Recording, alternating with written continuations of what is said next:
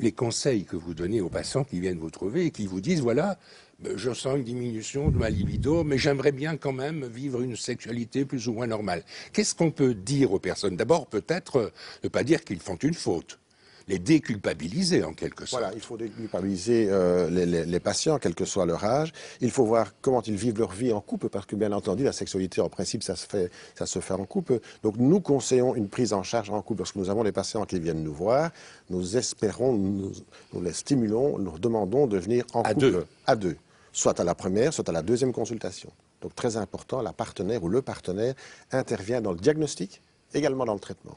Et on est sûr que le traitement sera bien mieux appliqué et sera plus efficace si le ou la partenaire sont impliqués dès le début dans la prise en charge. Et alors, c'est un traitement pour les deux partenaires. Alors voilà, on parle de Parce qu'il y a la difficulté, si l'un marche bien et l'autre est un peu à la traîne, dans un couple, ça peut être très difficile. Justement, si on a affaire à un couple senior, mari et femme qui ont au-delà de 60 ans, il faut évidemment envisager les deux aspects. Monsieur a des troubles d'érection, est-ce que madame a une sécheresse vaginale? Parfois, il faut prescrire un traitement pour les deux personnes. Il ne faut pas uniquement traiter monsieur, il faut peut-être donner des conseils à madame. Et donc, à ce moment-là, les choses se passent beaucoup mieux. Donc, il faut un bon dialogue avec les urologues, les gynécologues. La sexualité, c'est multidisciplinaire, à tout niveau. Et donc, il n'y a pas que l'urologue ou le médecin de famille. Il y a d'autres intervenants. Et puis, il y a les sexologues, il y a les psychologues. Donc, c'est vraiment toute une série de personnes qui gravitent autour du patient, y compris dans les maisons de repos. Tout à fait. Et rappelez que la sexualité fait vraiment partie, contribue au bien-être et à la santé des gens. C'est dans la charte de l'OMS, c'est dans la charte de l'OMS, à la santé sexuelle. Oui, ça fait partie du bien de la personnalité humaine. Et tout le monde y a droit. Il ne faut pas nécessairement être jeune et en bonne santé pour avoir droit à une sexualité. Les patients malades, les patients qui ont un cancer ont droit à une sexualité. C'est intéressant ce que vous dites. Les patients qui ont un cancer, c'est donc encore possible pour les gens qui souffrent d'un cancer d'avoir une sexualité. Mais il faut dédramatiser le mot cancer. En Belgique, souvent, les hommes et les femmes pensent que cancer vaut mort. C'est faux. C'est faux. Il y a des maladies plus graves que le cancer. Et par ailleurs, maintenant, il y a beaucoup de cancers qui peuvent être guéris. Je pense au cancer de la prostate. Oui, justement, je pensais à cela. Oui. Le cancer de la prostate, est-ce que ça n'enlève pas toute capacité sexuelle? Ça modifie la sexualité. Ça peut. Ça modifie la sexualité, mais ça ne la supprime pas complètement. Ça ne la supprime pas complètement. Mais effectivement, lorsqu'on enlève toute la prostate, il y a un risque de troubles d'érection. Je crois que maintenant, les chirurgiens sont soucieux de préserver l'érection, les nerfs de l'érection. Donc, en fait, tous les patients qui sont opérés d'un cancer de prostate ne deviennent pas des impuissants. Ça, c'est faux.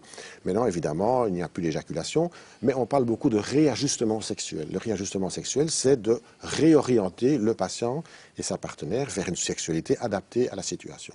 Donc, cancer ne veut pas dire mort et cancer ne veut pas dire stop à la sexualité. D'ailleurs, maintenant, il y a une sous-spécialité qui s'appelle oncosexologie. L'oncosexologie, c'est des sexologues et des oncologues qui se rencontrent et qui discutent de la façon de traiter, d'aider un patient qui a un cancer de prostate, mais il n'y a pas que le cancer de la prostate, il y a le cancer du sein. Oui, j'allais en parler, parce que le sein est un organe sexuel. Voilà. Alors, le cancer du sein, parfois, il détruit la poitrine féminine. Et donc, il y a l'image corporelle qui est altérée, mais maintenant, il existe des solutions. On fait des très belles reconstitutions, on fait de la lingerie adaptée maintenant, donc je pense qu'il y a moyen, effectivement, d'encore se sentir belle, parce que finalement, c'est ça qui est important aussi, c'est se sentir beau, se sentir belle. Bien sûr, donc nous pouvons être positifs à l'égard de ces difficultés. Nous sommes positifs. Nous sommes positifs à l'égard de ces difficultés qui ont trait à des organes proprement sexuels. Tout à fait.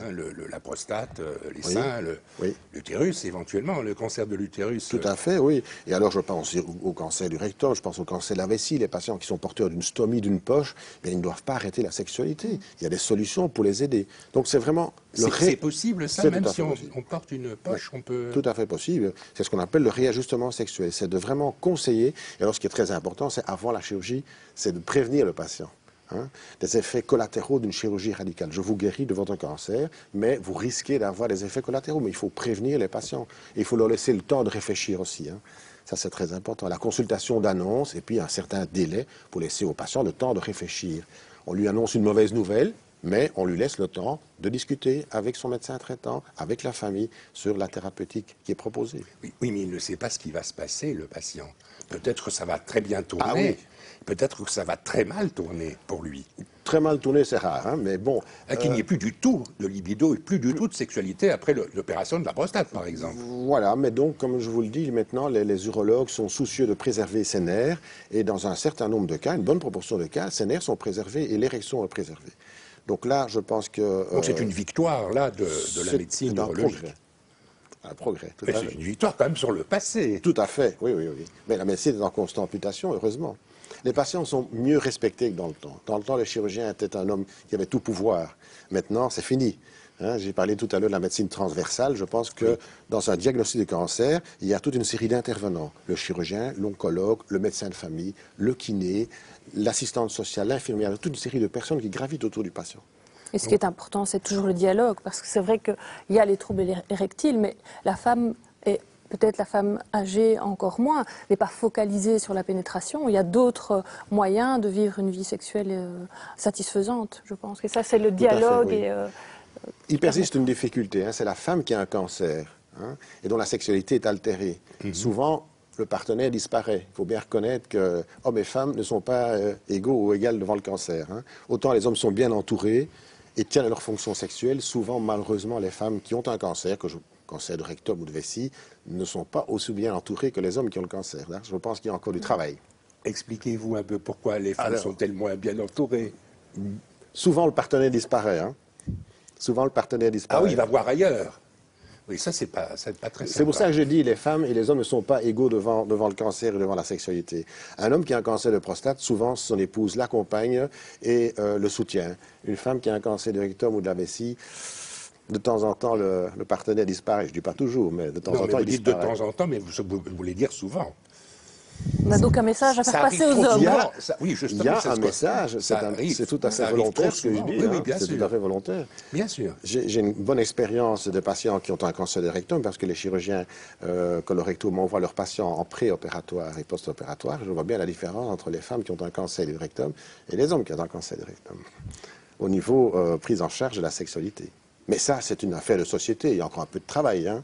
Ça va peut-être s'améliorer dans les années qui viennent. Beaucoup de travail, là. Hein. Ben, des émissions comme aujourd'hui, ça permet de faire avancer les choses, Oui. pouvoir en parler. Je pense, de- oui.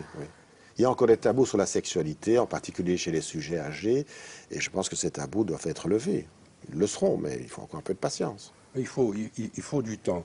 Alors, vous m'étonniez tout à l'heure quand vous parliez de la sexualité des gens du 4e âge. Alors, 60 ans, le 3e âge, on peut concevoir une sexualité des gens de 60, 65 ans.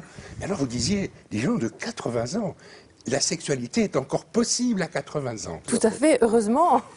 Et je le souhaite à tout le monde d'ailleurs, parce que effectivement, je pense que quelqu'un qui a vécu une sexualité épanouie tout au long de sa vie, de façon active, régulière, normale, ne s'arrête pas du jour au lendemain, ça ne s'arrête pas, comme vous le disiez Non. tout à l'heure, ça se modifie, ça évolue, on n'a pas les mêmes attentes, les mêmes besoins, mais le fait de se toucher, d'avoir une relation, que ce soit avec ou sans pénétration, de s'embrasser, de se toucher, très important, et ça perdure heureusement jusqu'à la fin de la vie. Et puis, il ne faut pas oublier que l'espérance de vie s'allonge. Tout Au à fait. début du XXe siècle, on mourait à 60 ans. Maintenant, l'espérance de vie s'est allongée de 30 ans, à peu près, 25-30 ans. Donc, la vie sexuelle s'allonge aussi. Et donc, voilà pourquoi il faut favoriser la vie sexuelle chez les sujets âgés. Pour parler de façon un peu vulgaire, il faut de l'entraînement, en quelque sorte. C'est Plus on a conseillé. d'entraînement, C'est conseillé. et plus la sexualité sera épanouie, même à un âge avancé. La fonction Tout à fait. crée l'organe, Bien ou sûr. inversement. Voilà. Mais alors, les personnes qui vont avoir 100 ans, elles seront peut-être nombreuses dans quelques années, elles auront pour vous encore une sexualité. On n'imagine pas quelqu'un qui a 100 ans et qui a toujours une vie sexuelle. C'est le problème, c'est qu'aujourd'hui, beaucoup de jeunes n'imaginent pas que les parents, que les grands-parents grands-parents, oui. puissent encore avoir une vie sexuelle. Or, eh bien, les études le prouvent Oui. et voilà, il faut le dire, c'est possible. Voilà, on a une vie sexuelle. Mais il faut jusqu'à- comparer les choses comparables. On ne compare pas la vie sexuelle de 65 ans avec ce qu'on faisait à 18 ans, hein, bien entendu. Bien hein. sûr. On ne grimpe plus au rideau, ça Voilà, c'est mais sûr. non, c'est sûr, la vie sexuelle, l'activité sexuelle, c'est finalement une activité physique, sportive. Et donc, l'homme comprend facilement qu'à 65 ans, il ne peut plus courir un cross de 5 km. Par contre, pour sa fonction sexuelle, il voudrait bien qu'elle soit comme à 18 ans. Mais ça, il faut être raisonnable. Oui, et puis à 65 ans, la plupart des gens ont mal dans le dos. Il est difficile pour eux de prendre des positions. On adapte les positions. On adapte, On adapte Voilà, on les adapte. positions. bien sûr. Et vous avez décrit tout cela dans votre ouvrage. Dans le deuxième tome. Dans le deuxième tome. Donc vous donnez des conseils à vos patients sur l'adaptation. Dans des cas bien spécifiques, oui. Pour les patients qui sont victimes d'un handicap, hein, on n'en a pas parlé, mais les patients... Non, mais nous allions en parler. Les patients paraplégiques, tétraplégiques qui sont en chaise roulante, ces patients-là, ils ont bien entendu droit à une sexualité. Eh bien, il faut adapter leur sexualité à leur handicap. Il existe des livres, des brochures qui permettent de les éclairer. Hein. C'est ça. Tout à fait. Alors, il y a des personnes qui ont des affections, la maladie de Alzheimer, par exemple, ou la maladie de Parkinson. Oui.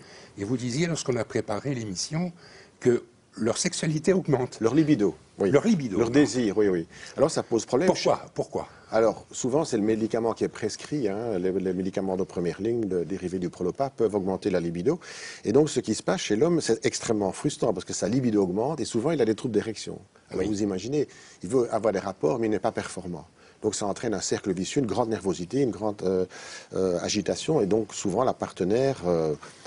est en difficulté. Mais l'inverse est vrai aussi. Hein. Pour les femmes parkinsoniennes, la libido augmente également. Mais les neurologues sont au courant, connaissent et adaptent le traitement. Il faut l'adapter, tout à fait.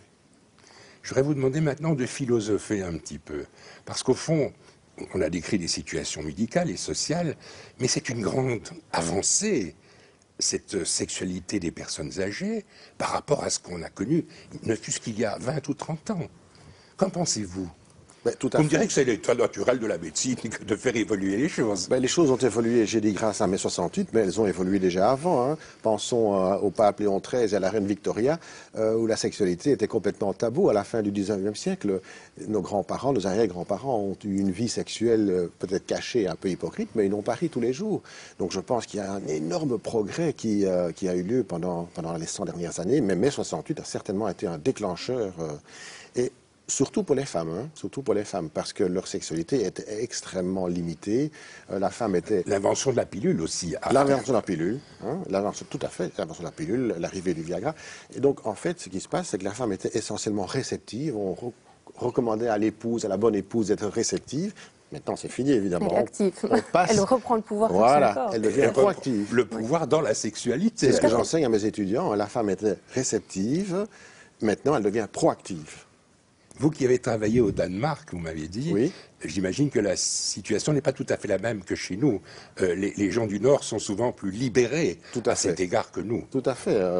Au Danemark, en Suède, en Norvège, les Scandinaves ont 20 ou 25 ans d'avance sur nous. Je ne dis pas toujours en bien, mais ils ont certainement eu de longueur d'avance sur nous. Et donc, c'est vrai que la sexualité est beaucoup plus libre, mais avec des effets positifs et négatifs. Hein. Il faut reconnaître... Quels effets négatifs? Ne fût-ce qu'au niveau des maladies sexuellement transmissibles. On n'a pas parlé de ça, mais seniors et vie sexuelle et maladies transmissibles, c'est très important. Ça vaut pour les personnes âgées aussi. Ouais. Hein. Et vous, comme médecin, vous constatez que les maladies sexuellement transmissibles augmentent aujourd'hui? Elles augmentent dans toutes les catégories d'âge, que ce soit les jeunes ou les personnes... Même chez les personnes plus âgées. Oui. Même les maladies traditionnelles, hein, gonorrhée, syphilis, chlamydia, augmentent en fréquence, et la séropositivité et le sida aussi. Alors on peut se demander, est-ce que c'est le dépistage qui est meilleur, qui est plus ciblé, est-ce que les médecins sont plus performants? Oui, je pense. Mais je pense aussi qu'il y a une augmentation encore de ces maladies sexuellement transmissibles. Et c'est un message très important aussi pour les patients âgés. Ils sont souvent absents des campagnes de sensibilisation, malheureusement. Le préservatif, ça vaut pour les personnes âgées aussi. Tout à fait. Hein. Oui. Eh bien, je vous remercie pour votre présence à notre émission d'aujourd'hui. On a parlé de la sexualité des personnes âgées. C'est un très vaste sujet, extrêmement intéressant. Et donc, vous menez campagne dans l'association Espace Senior en vue de répandre cette idée. Oui, les personnes âgées ont droit à une sexualité. Merci beaucoup, Florence Lebailly. Merci beaucoup, professeur Hobsommer, pour votre présence à notre émission d'aujourd'hui. Madame, mademoiselle, monsieur, merci beaucoup pour votre attention. À bientôt. Et voici maintenant quelques informations du monde laïque.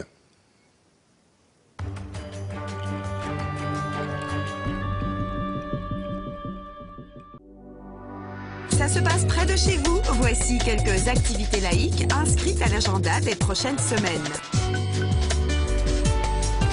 Le 26e colloque de la laïcité aura pour thème « Laïcité et intégrisme » le samedi 8 mars à partir de 9h30 à Bruxelles.